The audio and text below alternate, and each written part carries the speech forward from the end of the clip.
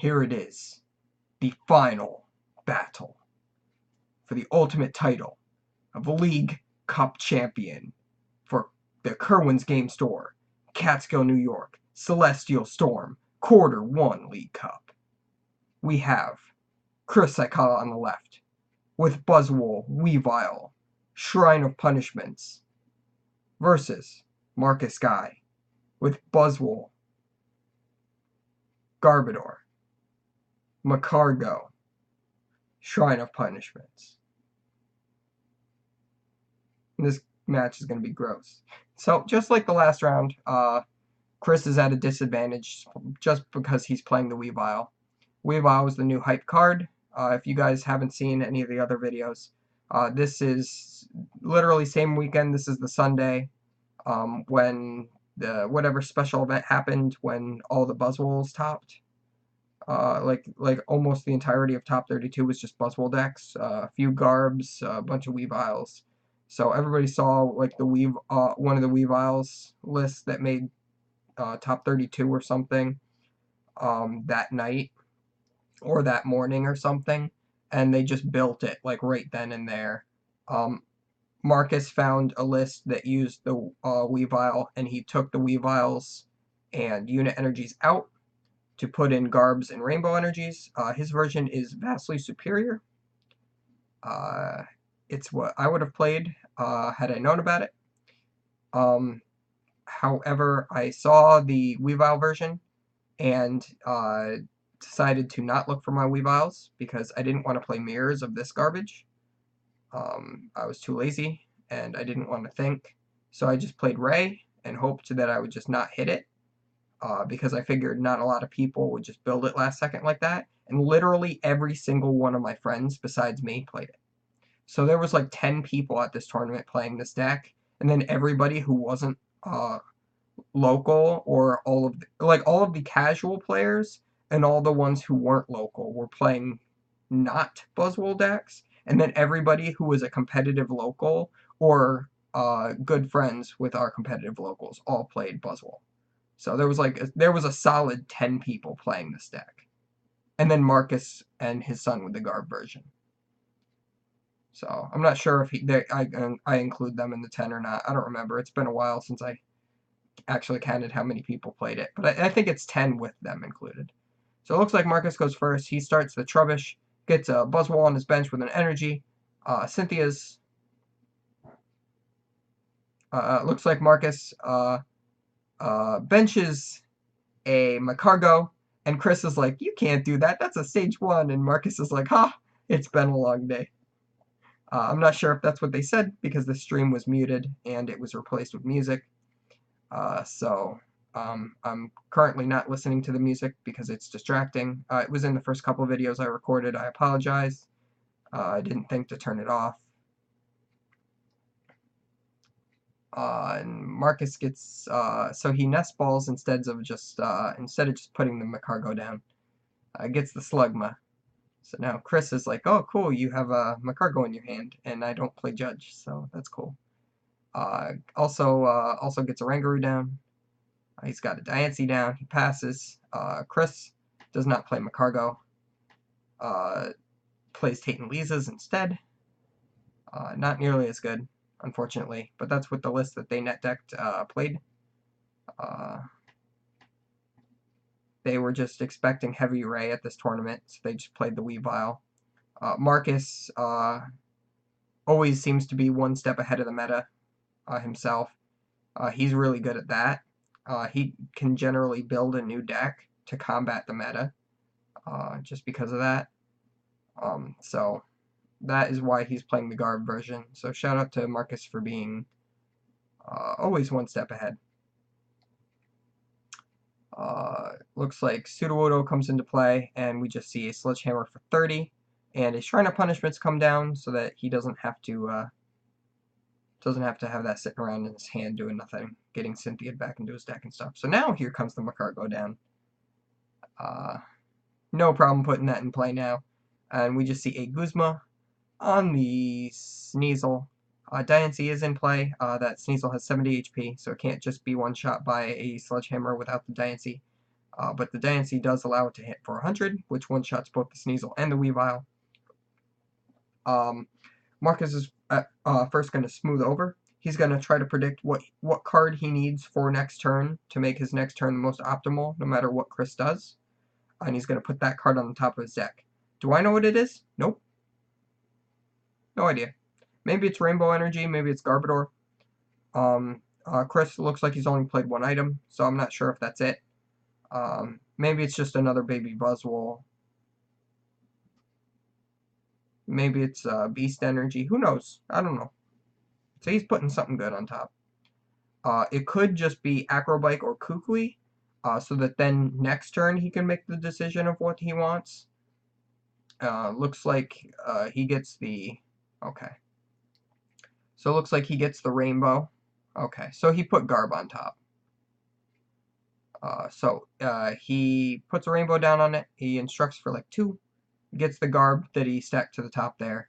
Puts that down. So now it's got 40 on it, but we don't really care because that Garb is powerful. Chris is going to attach his second basic fighting energy to this Buzzwole because he wants to be able to swing around to take a knockout. Unfortunately, by the time he swings around, he might have too many items in his discard pile. He's probably going to play as minimal amounts of items as he can, because he knows how to play around Trashalanche. Both of these players are probably the 2 out of the entire tournament that actually deserve to be here. So if I walked into the tournament and you asked me who out of my entire like local area, who out of all the people who showed up could possibly make the day top 2, if I had to guess, I would have guessed both of these guys, because that would have been the best chance for me to be correct. So shout out to these guys for not disappointing me. So we just see the Sledgehammer from Chris doing 30 because he doesn't have Diancie. Feels bad. That Sudowoodo actually is putting in a little bit of work, because now Marcus can't set up another Pokemon. He actually has 3 bench sitter Pokemon and only 1 extra attacker with that Garbodor. So he can't set up another Garbodor. He can't set up another Buzzwole. Looks like he's smoothing over, almost putting it into his hand, because it has been a long day. We are 8.5 hours into the tournament, bare minimum. Let me see. 8 hours and 41 minutes into the stream. So there's that. We just see a Sledgehammer for 70.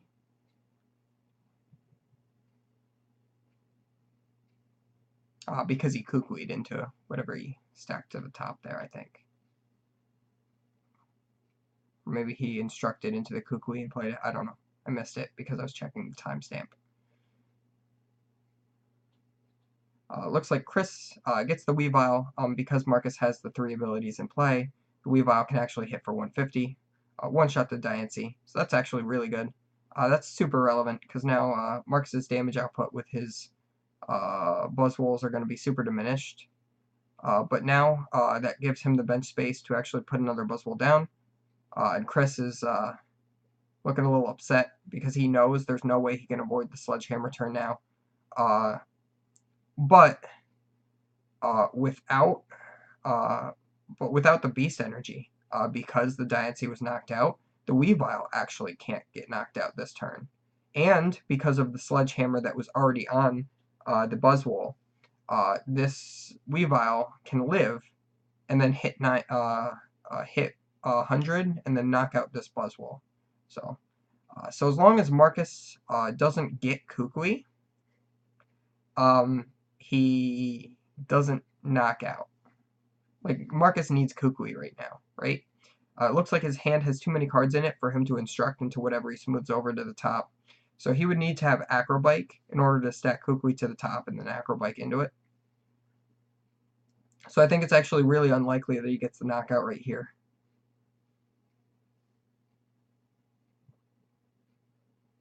And if he does whip it, that puts Chris ahead.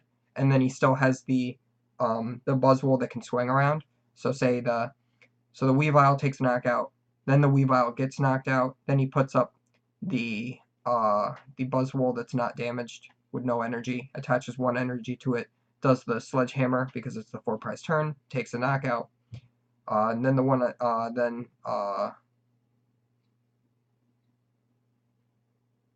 and then he's no longer on the 4 prize turn for Marcus at that point. Or no, hang on. So if he puts up the undamaged Buzzwole after that, Marcus does just take a 1-shot with the Buzzwole.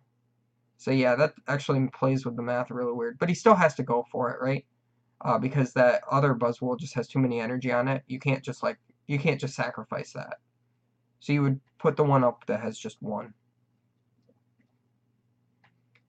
It looks like Marcus just does a Sledgehammer for 60.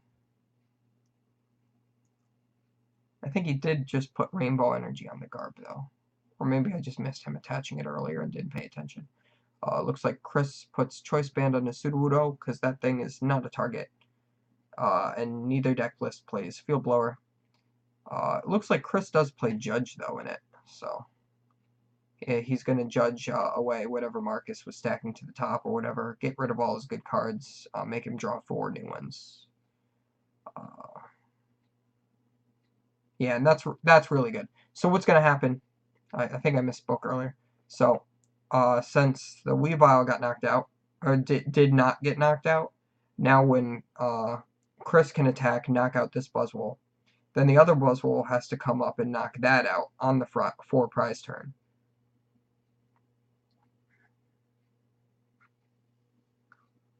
So it effectively mitigates the fact that it's the 4 prize turn for Sledgehammer, because it would get a knockout either way.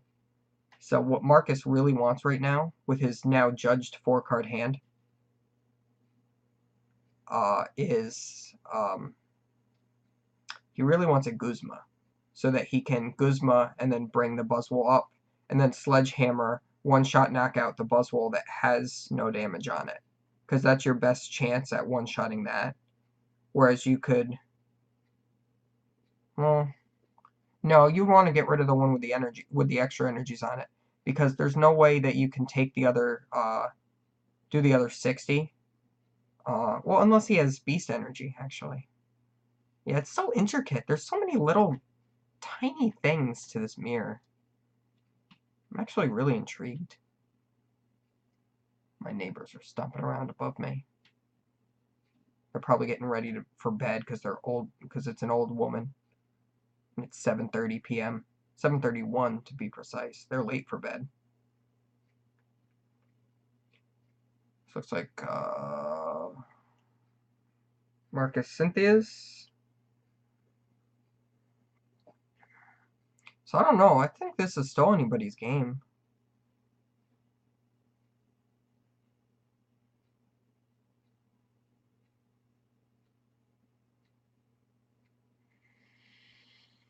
What do you got? Oh, he got the Regirock in play too. That's really good. He's gonna Rainbow Energy it. So for those of you who don't know what the Regirock does, this is the card that can get the knockout on that Buzzwole on the bench with a tool card attached. Actually, no, never mind. It can't.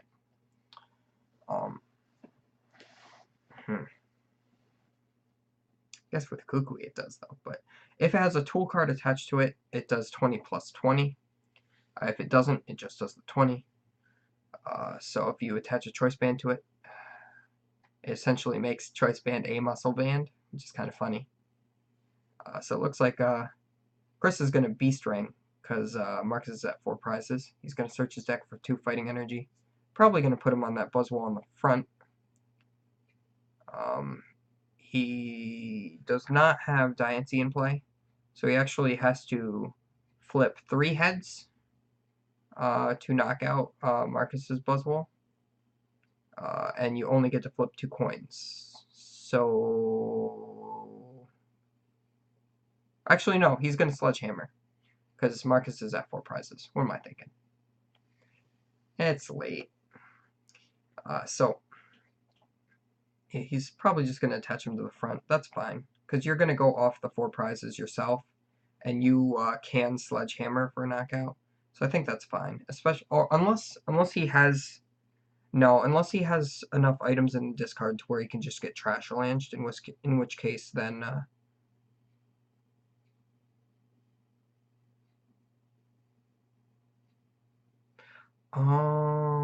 yeah, Chris doesn't have the Diancie, I keep forgetting. Yeah, it only uses 120. That's rough. That's rough. Yeah, so Chris can only do 120 with Sledgehammer. He has no Diancie in play. I'm starting to think he prized it, honestly, since we're not seeing it, but it's entirely possible it's still in his deck. Because there's no Diancie, he can't actually one-shot the baby Buzzwole. Has to leave it there with the damage it has. If Chris can get the Lele down later, and he can magical swap, that's going to be super relevant, because that's a lot of damage.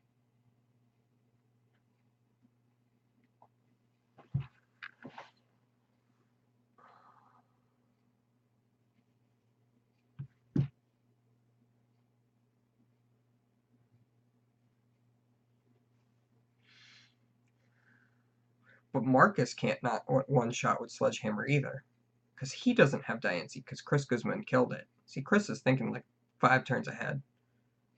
But then again, so is Marcus, so. I think like 2 turns ahead, tops. I can't think like 5. That's crazy talk.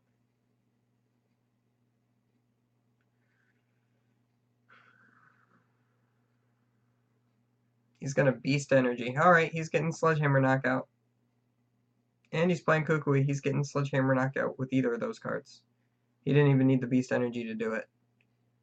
I'm a little confused as to why he attached the Beast Energy. Like, he knows he's getting knocked out, right? Marcus almost forgot to take a prize. He knows he's getting knocked out, right? He only has 10 HP left on him. So why wouldn't you just attach the Beast Energy to, like, Garbodor? Like, it can fulfill a colorless for the Acid Spray. So if there's not enough items in the discard pile, then the next turn, you can attach 1 more energy and Acid Spray.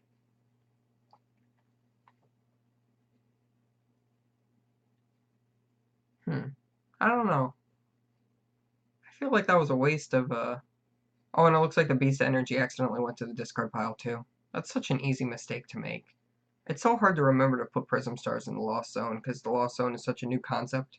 I know that, like, Lost Zone used to be a thing a long time ago in a galaxy far, far away, but it's like, Lost Zone's completely new to me. I always forget about it.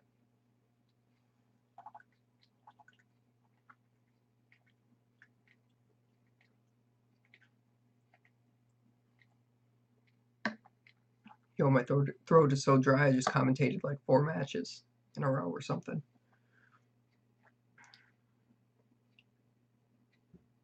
Yeah, this is the 5th match in a row I'm commentating. That's insane. So it looks like he gets the tool for the active and the Kukui. So that's 60 to finish off the knockout for the exact 130. Gets a Rainbow Energy for his bench Trubbish, so that if that becomes a Garbodor at any point, it can attack. And this is feeling sort of checkmatey. Chris actually has to attach a unit to the Sudowoodo. So you know that's bad. Chris doesn't really have any follow-up attackers. So, like, Chris could potentially get a knockout on this Regirock this turn. But if he does, that's just welcoming the Garbodor to go active and knock him out. I don't know exactly how many items are in his discard pile, though.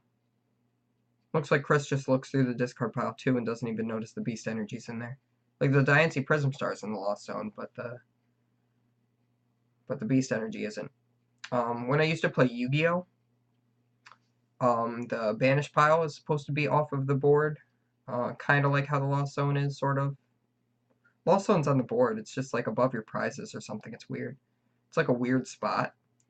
So I would just do it sideways underneath your discard pile, so that you know. So it looks like you have 2 discard piles, but really it's the Lost Zone. and you can tell that it's the discard pile because it's sideways, that's where I would put it.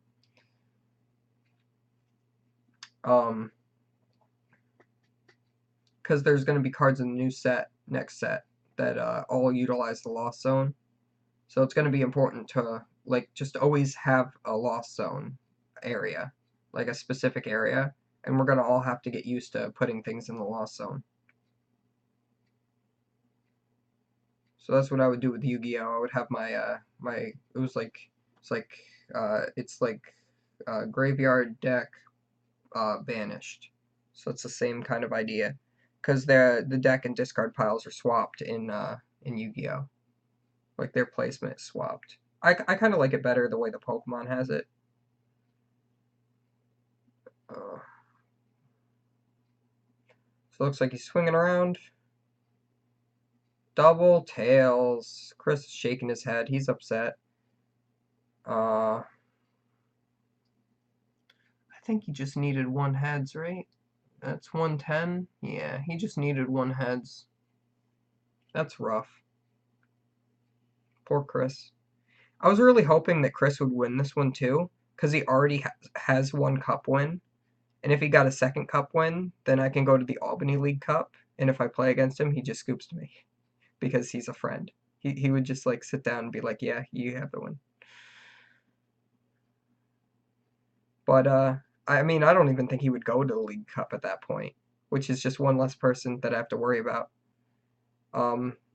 Marcus though is kind of the same thing. He's just as tough to beat. So I don't like having to play my games. I like winning my games easy. Except yeah, I don't know. Chris was nice. During quarter 4, he knew he was out of top 16, so we both got to a finals of a cup, and he's just like, "Yeah, you can have the win." And I'm like, "What? Wait, aren't you still going for top 16?" And he's like, "No, you can just have the win." And I said, "Oh, okay." Came out of nowhere. And it looks like at this point, Marcus is way too far ahead, and Chris just scoops. The Trashlanch was taking knockouts, so Chris can't really overcome that at this point. Especially not with any actual attackers. I mean, that Buzzwole went down with the 3 energy, and it's just like long and gone. So Marcus is the type of guy afterwards. He likes to ask questions about the match. He'll be like, "Why did you do this? Why did you do that?" And then you tell him, and he's like, "Oh, that's cool." Or he'll be like, "Oh, well, I wanted to do this, but I couldn't do it, so I had to do this instead."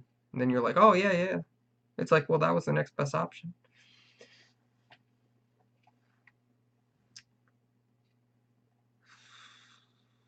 Chris, like, look on his face. He just knows that it's just not a good matchup for him. And he's just like, he's just not favored. I don't even think it's worth trying to fast forward this. They're fast shufflers. And the little thumbnails, when I try to scroll forward, doesn't really show me a good spot to click. So I'm just going to let him do it. So I think for the next game, I think Chris really just wants to hope that Marcus puts all 3 of those ability Pokemon into play so that he can just Weavile and take a couple knockouts. Unfortunately, though, if Marcus does do that, that means Diance's in play. So that one-shots Weavile.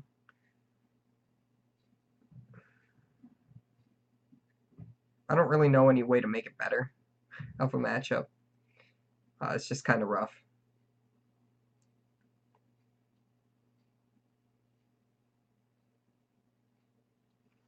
Chris can certainly win the next 2, but it needs to be like the game where Moffat won last round, where Marcus just starts Oranguru and you just start Beast Energy and knockout. Like that's what Chris is hoping for at this point, I'm sure. That's what I would be hoping for. I wouldn't think there would be any way to win after that.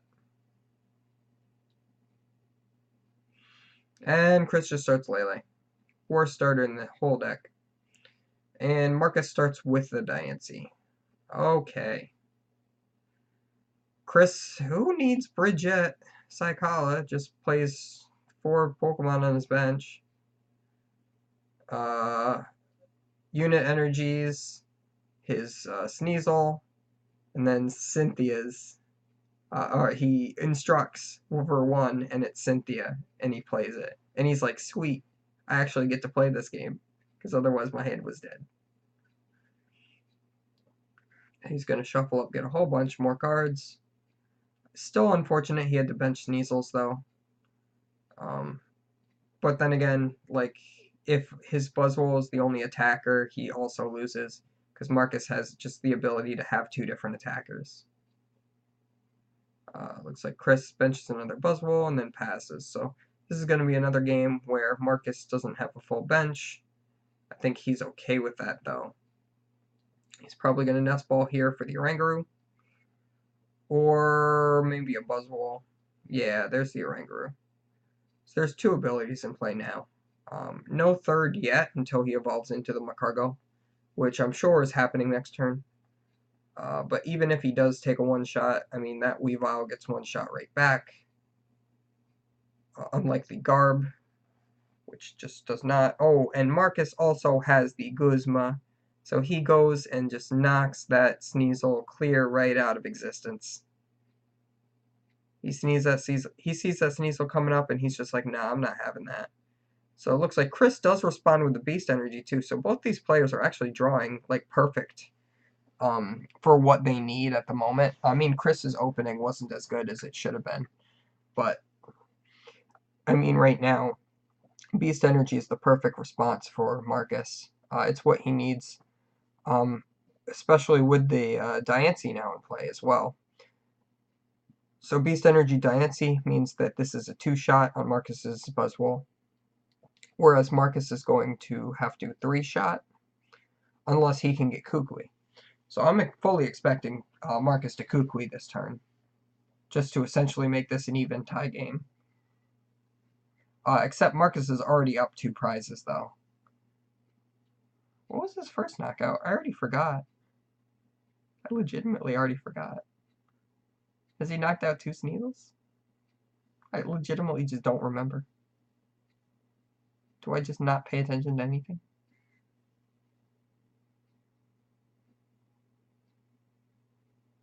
Looks like he's going to Ultra Ball. I think it was another Sneasel. I don't remember. You'll have to go back and tell me I'm stupid.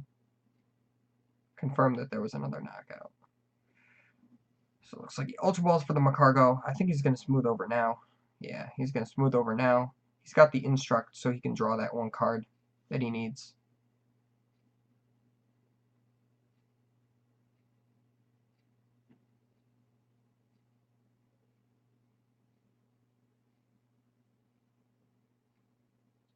See an Energy go down.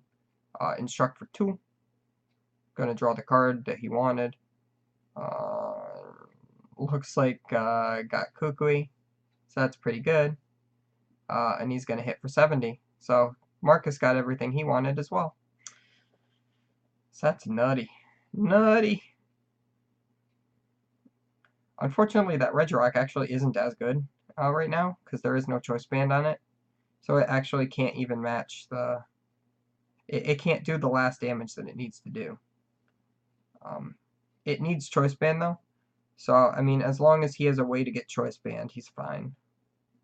Just to do the extra 20. It looks like he has Beast Energy, though. So if he was playing another Buzzwole instead of the Regirock, this Beast Energy would be live. So I really do think that it, like, in his deck, I think his deck is suboptimal, just because he's playing the Regirock. I understand why he plays the Regirock, and I agree with him, but I just personally just value the consistency. I've said this multiple times before. I value consistency. So if I'm playing a card like Beast Energy, I want to make sure I'm playing the maximum amount of Pokemon that I can attach it to. It looks like he does have that. I'm not sure if he has Choice Band yet, or if he has a way to thin cards out of his hand to get it. It looks like he's going to put a Rainbow down on his Trubbish that he just benched. So that is pretty good. Looks like he's still got like 4 cards in his hand, so he can't Instruct. I think he's just going to smooth over, though, anyway. Choice Band's the bottom card of his deck. So sorry, Marcus. You can do. He would need Choice Band and Kukui though. Or no. He doesn't need Choice Band. Actually, if he Kukui'd, did he Kukui already? I don't know. Like Kukui does it too, because the Diance's on his bench. I forgot. So 20, 40, 60 plus the 70 is 130. Busted. So never mind. If he did I don't think he Kukui'd yet though. No, because that Buzzwole just got knocked out, right? And there's no other one on top of it. Yeah. So he just does the 40. And this Buzzwole is living. So Chris has got to be a little happy. He does also have the Weavile that can one-shot anything. I believe it's so weird because all 4 of those bench Pokemon are things you want to knock out. Specifically the Trubbish Giancy Macargo. The Oranguru is something more you can leave than the Macargo. And the Diancie is just putting so much damage in play. Like, if you had to skip out on one, I would say the Oranguru. Especially since it's just so easy pickings later. But looks like Chris doesn't have Guzma. So he's just gonna hit for 80. Oh, looks like Marcus only took 1 prize. Yeah, so I never missed a knockout. Okay. His prizes just accidentally got on top of each other. So he just smoothed them out a bit. Okay, so I'm not crazy. That's good. And he just takes the knockout, goes down to actual 4 prizes. It looks like Chris is forced to promote the Weavile because he has no other attackers. It's a little bit of a shame that he has to waste a Weavile now. Ooh, and he fails a Nest Ball. So, you don't want to play an item unless you have to, right? Looks like there's still only 2 or 3 items in there, though. So it might just live anyway from a Trash Launch. I think at this point, like if you have Guzma, or he has Switch, okay, that's even better. He has the Tate and Lisa for the switching effect to use Sledgehammer to knock that out. Or no. I don't know. I don't know if I would do that. I don't know if I would switch in. Because the Weavile had the knockout. The only thing Marcus has right now...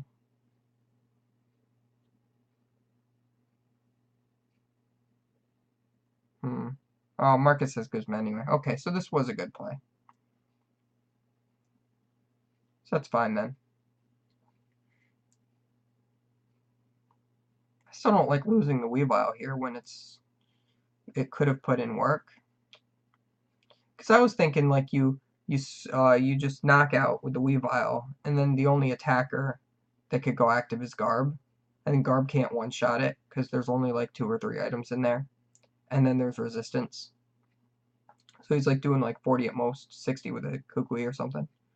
So that's not knocking you out. So he would have to get Buzzwole, Buzzwole Energy Guzma, which would knock out the Buzzwole on your bench, probably. Or maybe even the Diancie. But nope, looks like Marcus goes for the Weavile, knocks that out. Chris puts a Fighting Energy onto his Sudowoodo.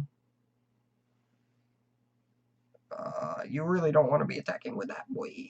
But he's got no choice, and he just hits for 50. And he's still on 4 prizes, so Marcus is going to Sledgehammer again for another 140, which is going to knock out Chris's Buzzwole, and it's just going to be a bad time. So the thing Chris needs right now is if he gets Unit Energy and another Weavile after this knockout happens, he can actually knock out that Buzzwole, and then Marcus doesn't really have a current response to that. The Garbodor doesn't take a knockout yet on the Weavile as far as I know. So if he were to knock out the Buzzwole, that forces Garb to come up and then not knock you out unless he has a Guzma. to knock something else out. But I think all of his Pokemon have too much HP with the items, and it looks like he just Ultra Balls away a Beast Ring. So, unfortunately, looks like he had no choice but to play 2 more items. And he doesn't even get a Weavile, he gets a Buzzwole. I don't like that. Like, I'm sure it's still the only thing he can do, based on his hand, but I still don't like it. I would much rather see the Weavile attack here.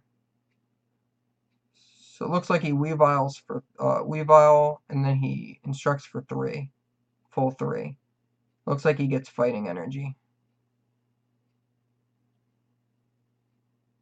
And he has to use the Weavile's other attack, which puts you to sleep, puts him to sleep and does 10. Marcus did not flip for sleep. He's got to flip for sleep. He's going to wake up. Nope, actually he's not going to wake up. Usually Marcus just wakes right up because he's lucky. He's good and he's lucky. That's like the perfect combination for a player. Alright, then we just see a Guzma that Garb comes up. That's definitely a knockout now. He had 2 or 3 items before, and he Ultra Balled away a Beast Ring, so he's definitely at 4 prizes minimum now. So that Trash Avalanche is going to knock him out. And Marcus is going to go down to 1 prize too, while Chris still has 4. That's the game. Like, Chris just doesn't have a comeback. Because even if he does have an immediate response to this Buzzwole, right? Marcus still has that other Buzzwole on the bench, and he can just, like, hit twice. So, I don't know.